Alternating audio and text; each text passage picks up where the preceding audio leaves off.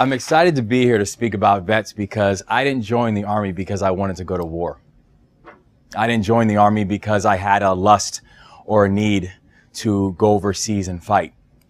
Frankly, I joined the Army because college is really damn expensive and they were going to help with that. And I joined the Army because it was what I knew. And it was what I knew that I thought I could do well. I didn't come from a military family. I'm not a military brat. No one in my family ever had joined the military at all. And how I first got introduced to the military was when I was 13 years old and I got sent away to military school. Because my mother had been threatening me with this idea of military school ever since I was 8 years old. I had some issues when I was coming up. And my mother would always tell me, she's like, you know, if you don't get this together, I'm going to send you to military school. And I'd look at her and I'd say, Mommy, I'll work harder. And then when I was 9 years old, she started giving me brochures to show me she wasn't playing around. So I'd look at the brochures and I'd be like, okay, Mommy, I can see you're serious and I'll work harder. And then when I was 10 and 11, my behavior just kept on getting worse. I was on academic and disciplinary probation by the time before I even hit single digits or double digits. And I first felt handcuffs on my wrists when I was 11 years old. And so when I was 13 years old, my mother came up to me and she was like, I'm not going to do this anymore. I'm going to send you to military school. And I looked at her and I said, Mommy, I can see you're upset and I'm going to work harder. And she's like, no, you're going next week. And that was how I first got introduced to this whole idea of the military, because she thought this was a good idea. I had to disagree with her wholeheartedly when I first showed up there, because literally in the first 4 days, I had already run away 5 times from this school. They had these big black gates that surrounded the school. And every time they would turn their backs, I would just simply run out of the black gates and take them up on their offer that if we didn't want to be there, we could leave at any time. So I just said, well, if that's the case, then I'd like to leave. And it never worked. And I kept on getting lost. But then eventually, after staying there for a little while, and after the end of that first year at this military school, I realized that I actually was growing up. I realized the things that I enjoyed about this school and the thing that I enjoyed about the structure was something that I never found before. The fact that I finally felt like I was part of something bigger and part of a team, and it actually mattered to people that I was there. The fact that leadership wasn't just a punchline there, but that it was a real, actually core part of the entire experience. And so when it was time for me to actually finish up high school, I started thinking about what I wanted to do. And just like probably most students, had no idea what that meant or what I wanted to do. And I thought about the people who I respected and admired. I thought about a lot of the people, and particularly about a lot of the men in my life who I looked up to. They all happened to wear the uniform of the United States of America. So for me, the question and the answer really became pretty easy. The question of what I wanted to do was filled in very quickly with saying, I guess I'll be an Army officer. So the Army then went through this process and they trained me up. And when I say I didn't join the Army because I wanted to go to war, the truth is I joined in 1996. There really wasn't a whole lot going on. I didn't ever feel like I was in danger. When I went to my mom, I first joined the Army when I was 17 years old, so I literally needed parental permission to join the Army. So I kind of gave the paperwork to my mom, and she just assumed it was kind of like military school. She's like, well, it was good for him before, so I guess I'll just let him keep doing it. Having no idea that the paperwork that she was signing was actually signing her son up to become an Army officer. And I went through the process, and again, the whole time still just thinking this is great, and maybe I'll serve on a weekend or 2 weeks during the year, do drill. And then a couple years after I signed up, a couple years after my mother signed those papers, the whole world changed. And after 9/11, there was an entirely new context about the occupation that I chose. When I first joined, I never joined to fight. But now that I was in, this is exactly what was now going to happen.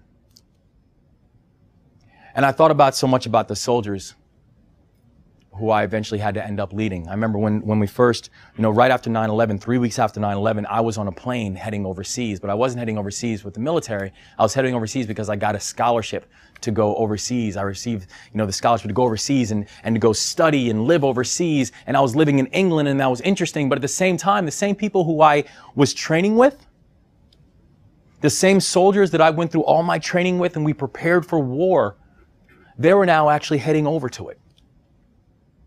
They were now about to find themselves in the middle of places that, fact is, the vast majority of people, the vast majority of us, as we were training, couldn't even point out on a map.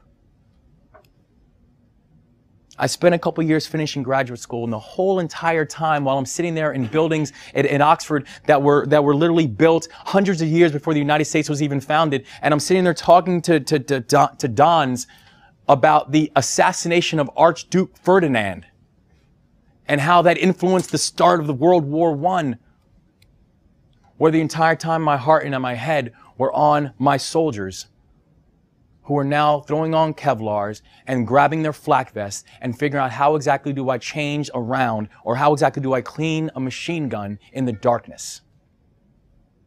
That was the new reality. By the time I finished that up and I rejoined my military unit and we were getting ready to deploy to Afghanistan, there were soldiers in my unit who were now on their second and third deployments before I even had my first. I remember walking out with my unit for the first time, and when you join the Army and you go through a combat tour, everyone looks at your shoulder, because on your shoulder is your combat patch. And so immediately as you meet people, you shake their hand and then your eyes go to their shoulder, because you want to see where did they serve or what unit did they serve with. And I was the only person walking around with a bare shoulder. And it burned every time someone stared at it. But you get a chance to talk to your soldiers. And you ask them, why did they sign up? I signed up because college was expensive. A lot of my soldiers signed up for completely different reasons. They signed up because of a sense of obligation. They signed up because they were angry and they wanted to do something about it. They signed up because their family said this was important. They signed up because they wanted some form of revenge. They signed up for a whole collection of different reasons. And now we all found ourselves overseas fighting in these conflicts. And what was amazing to me was that I very naively started hearing this statement that I never fully understood. Because right after 9/11, you start hearing this idea where people come up to you and they say, well, thank you for your service. And I just kind of followed in and started saying the same things to all my soldiers. This is even before I deployed. But I really had no idea what that even meant. I just said it because it sounded right. I said it because it sounded like the right thing to say to people who had served overseas. Thank you for your service. But I had no idea what the context was or what it even meant to the people who heard it. When I first came back from Afghanistan, I thought that if you make it back from conflict, then the dangers were all over. I thought that if you made it back from a conflict zone, that somehow you could kind of wipe the sweat off your brow and say, I'm glad I dodged that one. Without understanding that for so many people as they come back home, the war keeps going. It keeps playing out in all of our minds. It plays out in all of our memories. It plays out in all of our emotions. Please forgive us if we don't like being in big crowds. Please forgive us when we spend 1 week in a place that has 100% light discipline, because you're not allowed to walk around with white lights, because if anything has a white light, it can be seen from miles away, versus if you use little green or little blue lights, they cannot be seen from far away. So please forgive us if out of nowhere we go from having 100% light discipline to then a week later being back in the middle of Times Square and we have a difficult time adjusting to that. Please forgive us when you transition back to a family who has completely been maneuvering without you. And now when you come back, it's not that easy to fall back into a sense of normality, because the whole normal has changed. I remember when I came back, I wanted to talk to people. I wanted people to ask me about my experiences. I wanted people to come up to me and tell me, what did you do? I wanted people to come up to me and tell me, what was it like? What was the food like? What was the experience like? How are you doing? And the only questions I got from people was, did you shoot anybody? And those were the ones who were even curious enough to say anything. Because sometimes there's this fear and there's this apprehension that if I say anything, I'm afraid I'll offend or I'm afraid I'll trigger something. So the common default is just say nothing. The problem with that is then it feels like your service was not even acknowledged. Like no one even cared. Thank you for your service. And we move on. What I wanted to better understand was what's behind that. And why thank you for your service isn't enough.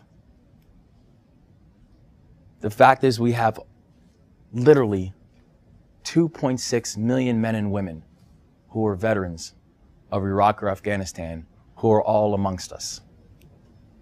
Sometimes we know who they are, sometimes we don't.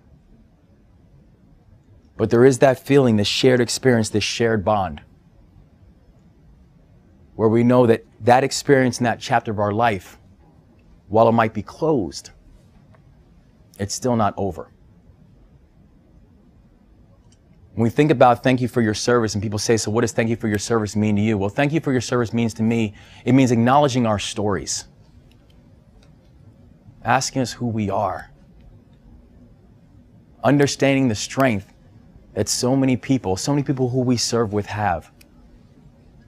And why that service means so much. Thank you for your service means acknowledging the fact that just because we've now come home and we've taken off a uniform does not mean our larger service to this country is somehow over. The fact is there's still a tremendous amount that can be offered and can be given. When I look at people like our friend Taylor Urella, who in Iraq loses his leg, had two big dreams in his life.